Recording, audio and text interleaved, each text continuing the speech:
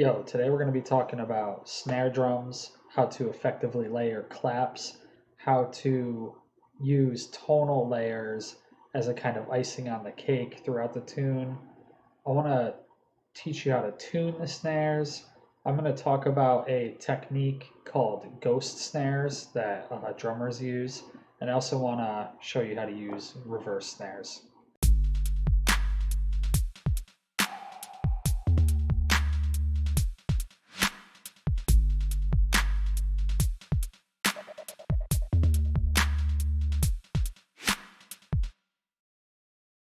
Okay, so I have a snare here.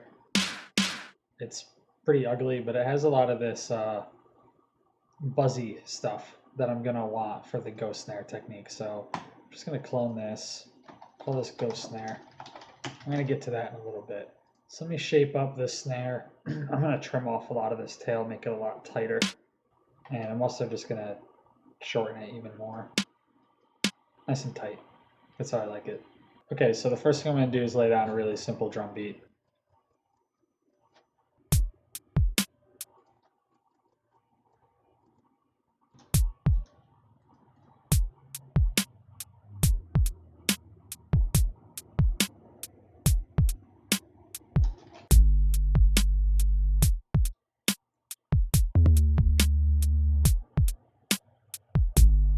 Okay, so I have two claps that I've pulled out. Let's make a pattern called clap and lay them down on where the snare is going to hit. And we're going to go in. This is the first clap. I'm just going to offset this one a little bit. Go into the second one. Offset that one in the other direction a little bit. And maybe this is back to the first one. Turn this one down maybe a little bit. Okay, there seems to be a little bit too much distance there, so I'm going to just move this in a little. Move this one in just a little bit too.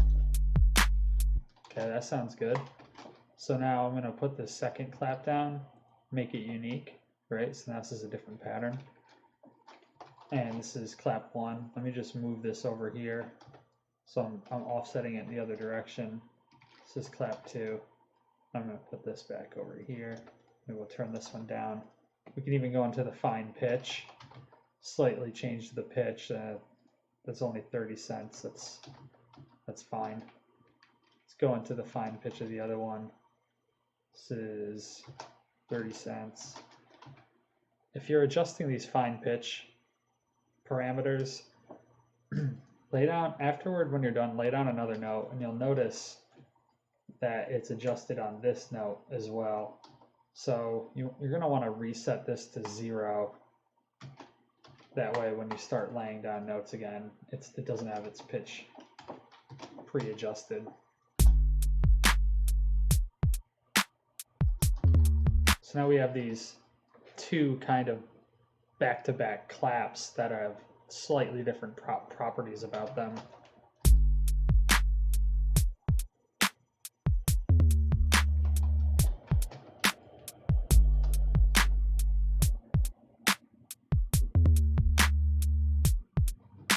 So I'm gonna put everything on the mixer so I can make a reverb send for this.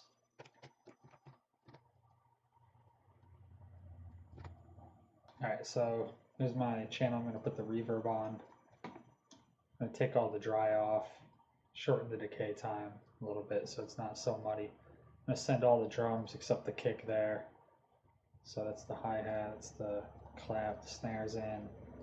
We'll add a high pass filter pretty sharp, right up to about where the snare fundamental is.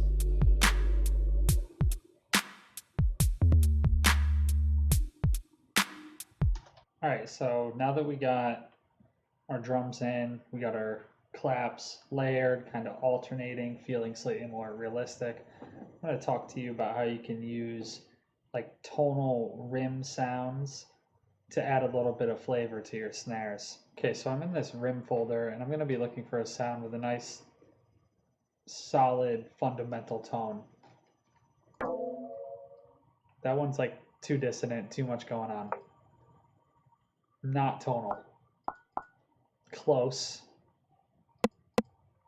Too much going on. Something like this is like pretty good.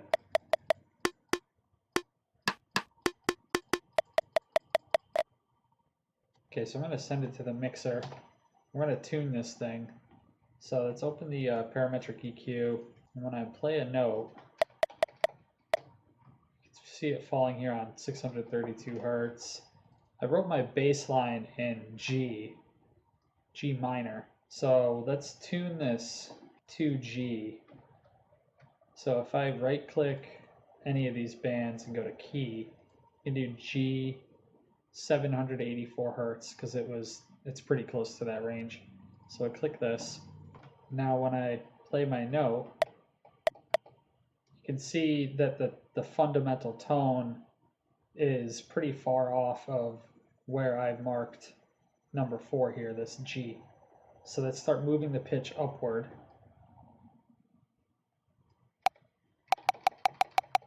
That's very close. And that's like dead center now. So that fundamental tone is now tuned right to G. And I do hear a little bit of click at the end here, so let's use this out trim, and that got rid of the click. Now I'm going to add a little bit of reverb, or actually quite a bit of reverb. So we'll use Fruity Convolver. I'm going to turn the dry all the way down, create a new pattern. We'll call this the rim reverb. So now when we play this, and put it right where the snare position is, bring it in. I'm going to have it hit like only now and then, you know?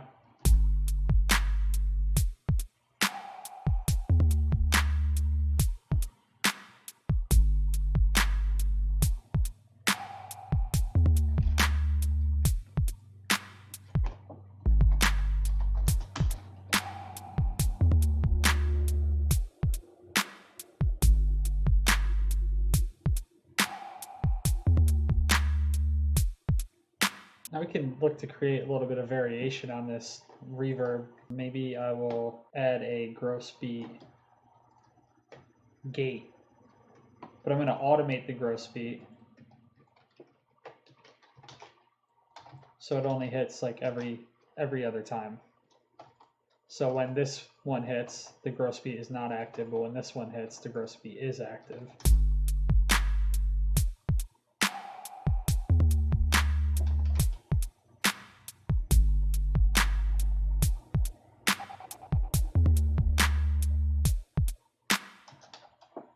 That was pretty cool. You know, likewise, if you don't use a gate, maybe a delay that does triplets.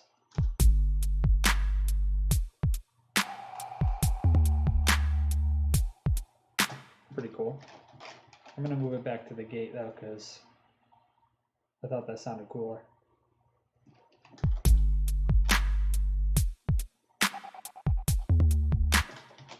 So I told you I would talk to you about tuning snares, so let's talk about that right now. I'm going to go to the parametric EQ on the snare mixer channel, and let's play the snare sample. So you can see this long, thick line. That's the fundamental tone. That's what we're looking to tune. So if you move your band over toward it,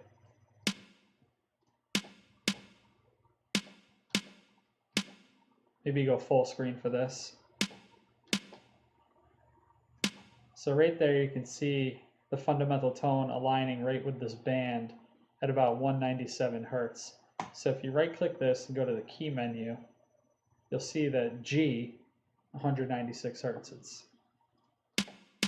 It's tuned right to the G. So let's say we had this snare and it came like this. This is before I had already adjusted the pitch. So you can see the fundamental tone of the snare down here by about 156, but we know that we want to go up to this, toward this 196, this G. So we just start adjusting this pitch knob, bringing it up, still not there, and there we are. Let's talk about the ghost snare now. Ghost snare is a term for the technique that drummers use where they kind of lightly bounce the drumstick off of the snare head in between their main accented snares. So we have this channel that we had cloned earlier. And what we really want to get out of this is all that buzzy snare sound. We're going to basically remove the fundamental out of the tone. So I'm going to use this snare, or this sample start knob, and this is going to adjust where the sample begins. So we're getting rid of that kind of beater sound.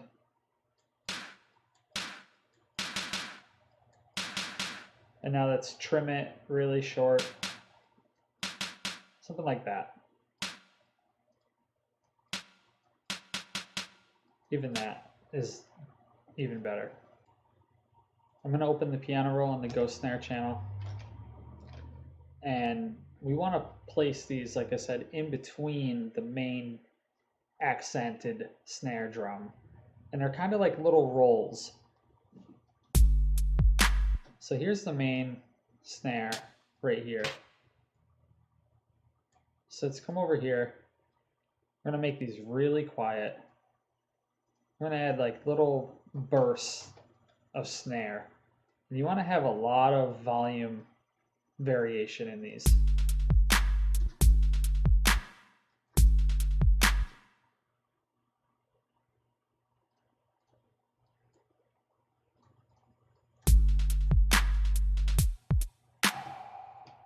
Something like that. Let's copy this over here.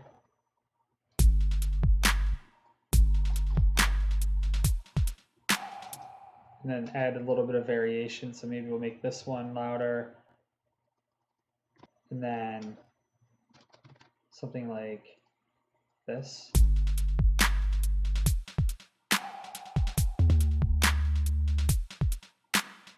So I think the way it ends feels a little busy. Let me just maybe get rid of these last notes.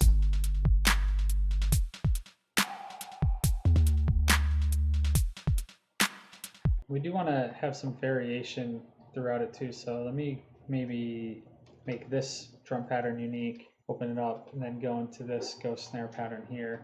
Just make some more changes.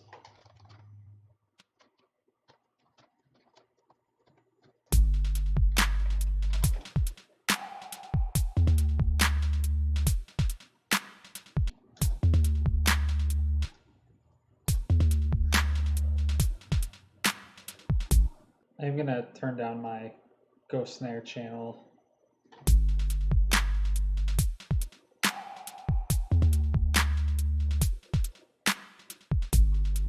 Like I said, it's a delicate technique. You don't want it to be loud. You want it to be just a little bit of flavor. Okay, and lastly, I wanted to talk to you about reverse snares. It's a pretty simple technique. I like to use the same snare that I already have in the project. So I'm going to just take this sample, I drag it out into the playlist, and we press, open that up, press reverse, like this. We're going to zoom in quite a bit. I'm going to remove the transient entirely. So I'm going to bring it like this. Just get rid of a lot of that fat stuff that you hear when it first hits. And let's decide where we want it. So let's maybe put it to sweep right into this snare right here. So line it up so it sweeps right in. Sweeps in here.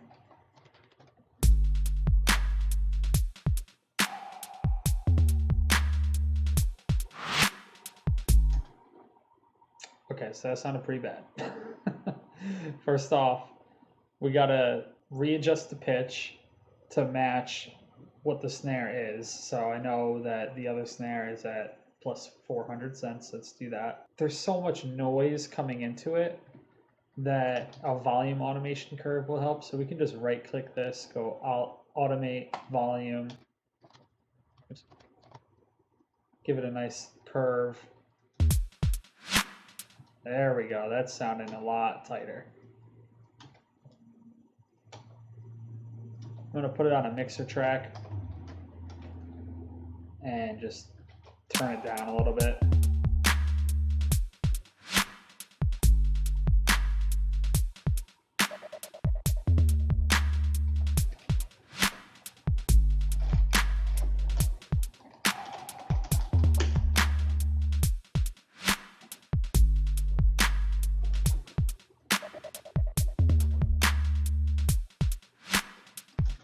So there's some variation kind of techniques that we can apply to these reverse snares too. So perhaps we make this second one unique, shorten it by 50%, and then, you know, readjust its position.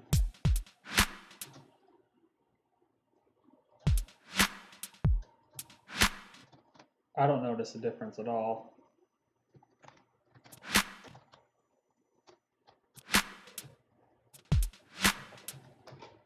Maybe pitch it up so we can like really distinguish it.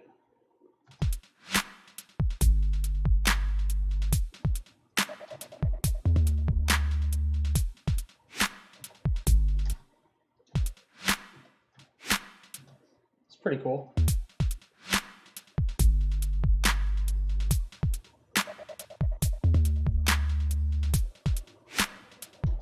I like that. All right, that's about all I got for this video. I hope that you learned something or maybe found something inspiring that I tried to teach today. Please check out my original music, soundcloud.com/retouch. Check out my FL Studio streams on Twitch, twitch.tv/retouch with 2 underscores. And like the video and all that stuff. Thanks, guys. See you next time.